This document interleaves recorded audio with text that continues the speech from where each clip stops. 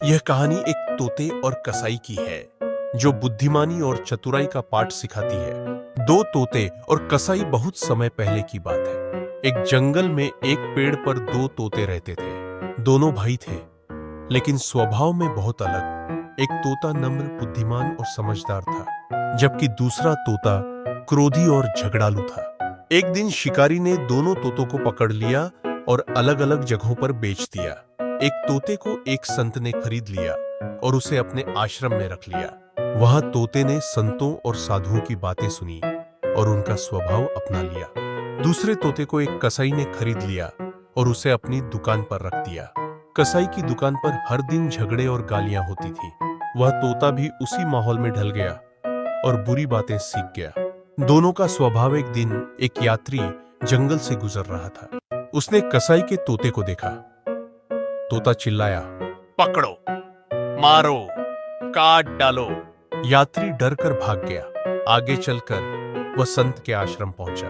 वहां उसने दूसरे तोते को देखा। वह मीठी आवाज में बोला, स्वागत है, प्यासे हो तो पानी पी लो, आराम करो। यात्री हैरान हुआ और बोला, तुम दोनों तोते एक जैसे लगते हो, लेकिन इतना अलग व्यवहार क्यों करते हो? तोते ने मुस्कुराकर कहा, यह संगत का प्रभाव है। मैं संतों के साथ रहता हूं, इसलिए अच्छे शब्द बोलता हूं। मेरा भाई बुरी संगत में है, इसलिए वह वैसा ही बोलता है। नैतिक शिक्षा। इस कहानी से हमें यह सीख मिलती है कि संगत का हमारे जीवन पर गहरा प्रभाव पड़ता है। हमें हमेशा अच्छे लोगों की संगति करनी चाहिए। समय की बात है, एक गांव में एक गरीब ब्राह्मण रहता था। वह बेहद धर्मपरायण और सत्यवादी था, लेकिन गरीबी के कारण उसका जीवन कठिनाई से गुजरता था। एक दिन उसने सोचा कि वह धर्मराज से जाकर पूछेगा कि उसका जीवन इतना कष्टमय क्यों है। ब्राह्मण ने गंगा नदी के किनारे बैठकर कठोर तप किया। उसकी तपस्या से प्रसन्न होकर धर्मराज प्रकट हुए और पूछा, ब्राह्मण देव, तुमने मुझे क्यों बुलाया? ब्राह्मण ने सिर झुकाकर कहा, हे धर्मराज, मैंने जीवन भर धर्म का पालन किया है, फिर भी मेरा जीवन इतनी कठिनाई में क्यों बीत रहा है? कृपया इसका कारण बताइए। धर्मराज ने शांत स्वर में उत्तर दिया, हे ब्राह्मण, तुम्हारे पूर्व जन्म के कर्म ही तुम्हारे इस जीवन के कष्टों का कारण है, परंतु तुम अपने वर्तमान कर्मों से सिमवन कर्मों से इसे बदल सकते हो। ब्राह्मण ने पूछा, मुझे क्या करना होगा धर्मराज? धर्मराज बोले, तुम्हें परोपकार करना होगा।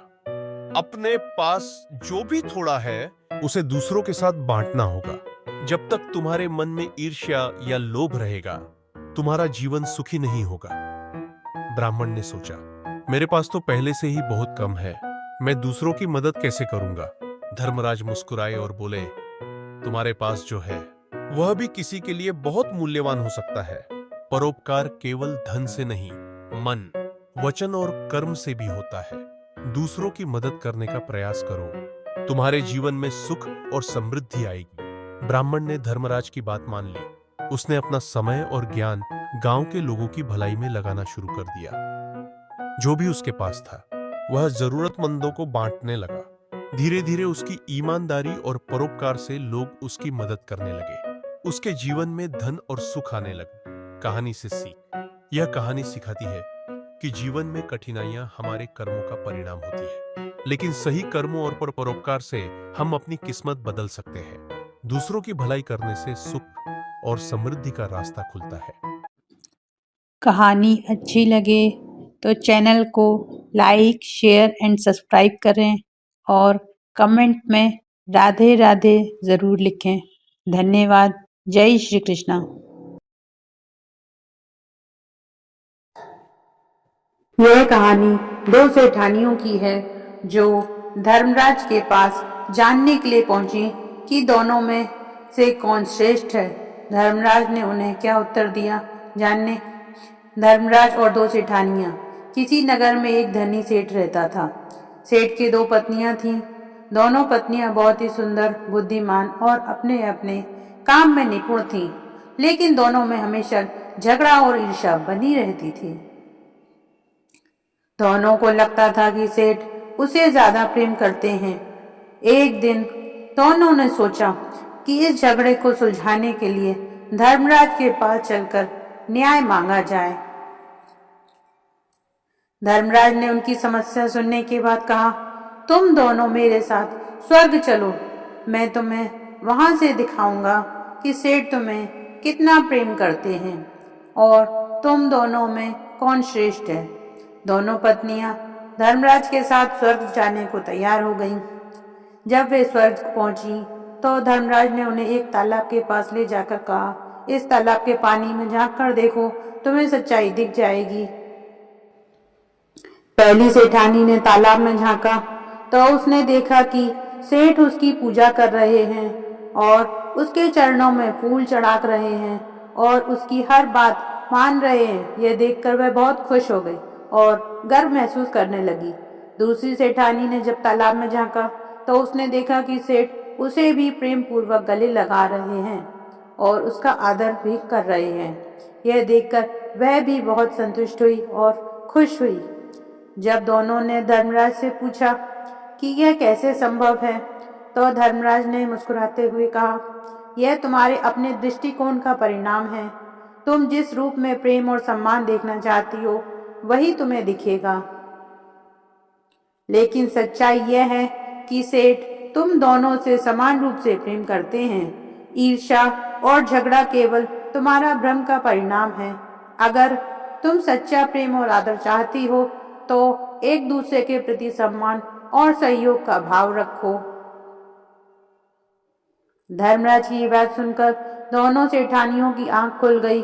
उन्होंने आपसी झगड़े को समाप्त कर एक साथ प्रेम और सद्भाव से रहने का वचन दिया। कहानी से क्या सीख मिलती है? यह कथा हमें सिखाती है कि ईर्ष्या और झगड़े से जीवन में केवल अशांति आती है। सच्चा सुख दूसरों के प्रति प्रेम, सम्मान और सामंजस्य में ही है। धन्यवाद। राधे राधे।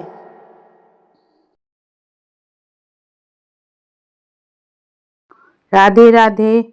आइए सुनते हैं राजा दशरथ और शनिदेव की कहानी। इस कहानी में आप सुनेंगे कि कैसे राजा दशरथ ने शनि महाराज को भी अपना रास्ता बदलने पर मजबूर कर दिया था।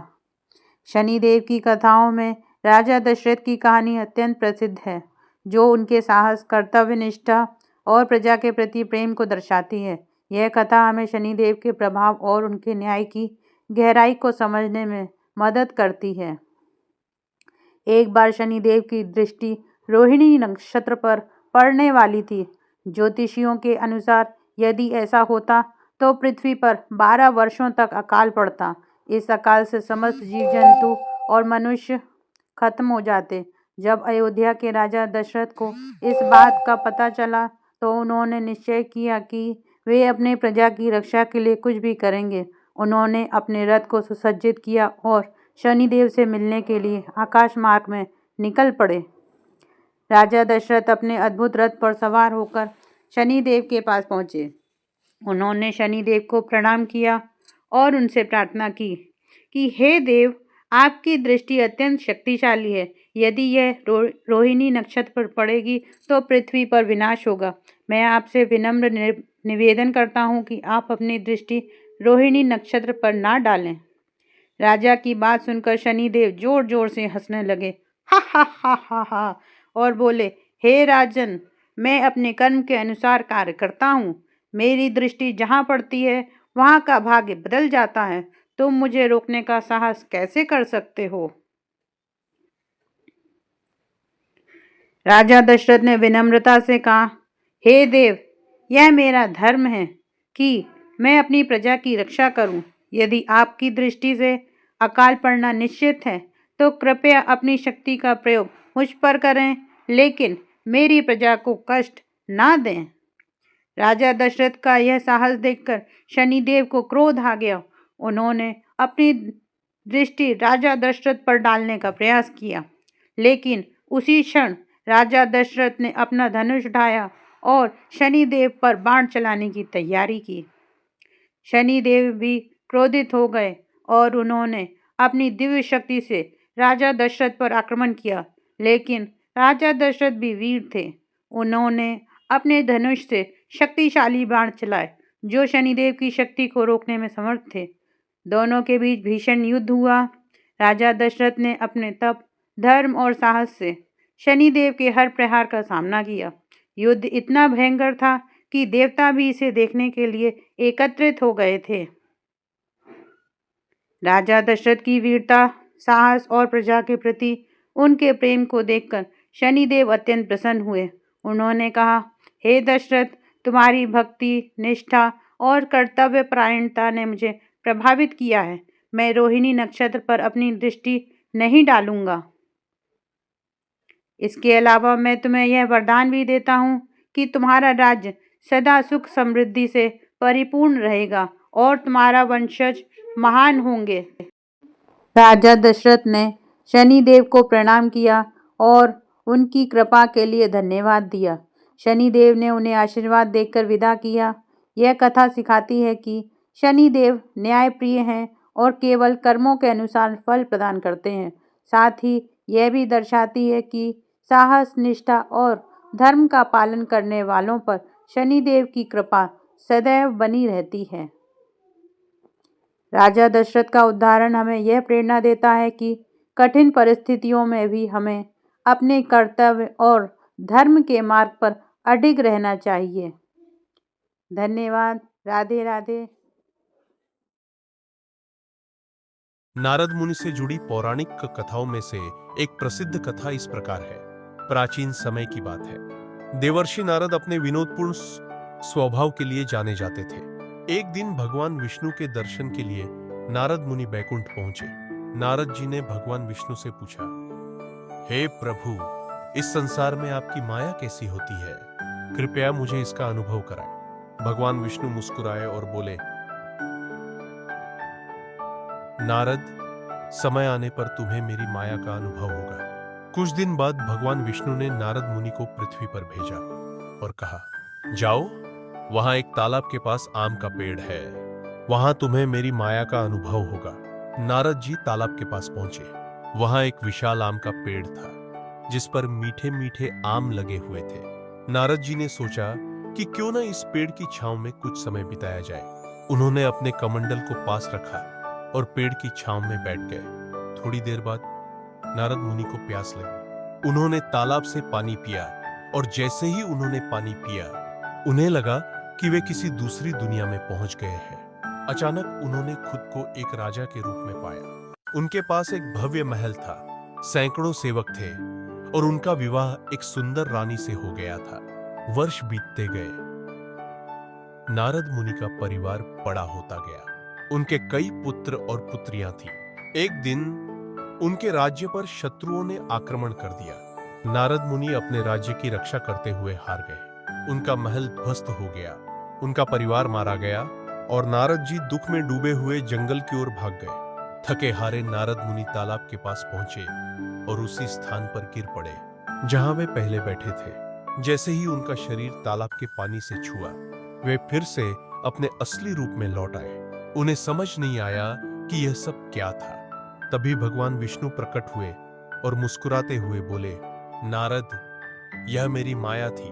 इस संसार में जो कुछ भी होता है वह सब मेरी माया के अधीन है।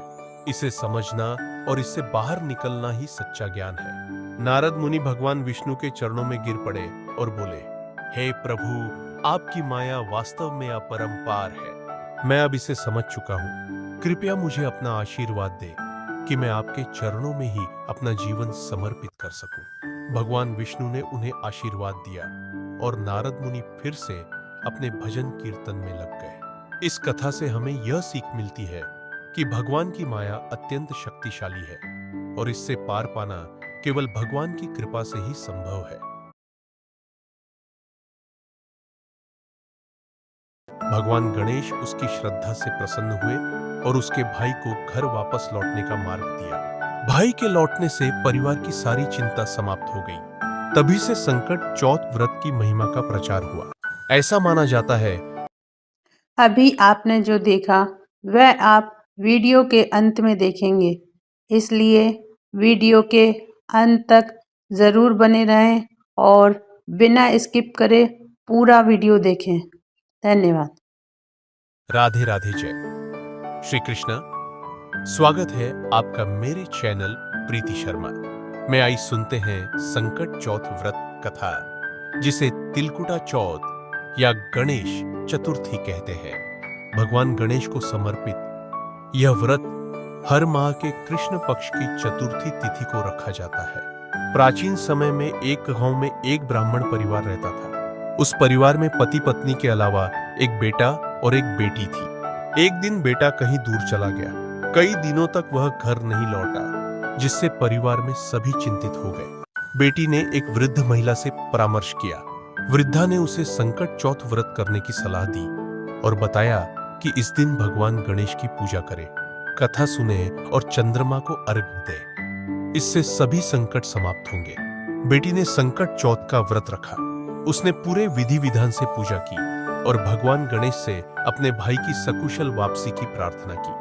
भगवान गणेश उसकी श्रद्धा से प्रसन्न हुए और उसके भाई को घर वापस लौटने का मार्ग दिया। भाई के लौटने से परिवार की सारी चिंता समाप्त हो गई। तभी से संकट चौथ व्रत की महिमा का प्रचार हुआ।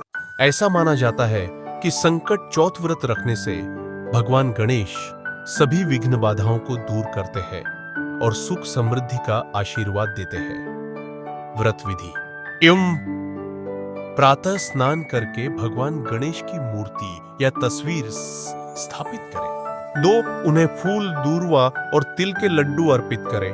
3 व्रत की कथा सुने और चंद्रमा को अर्घ्य दें। रात में चंद्र दर्शन के बाद व्रत का पारण करें। इस व्रत को करने से घर में सुख शांति आती है।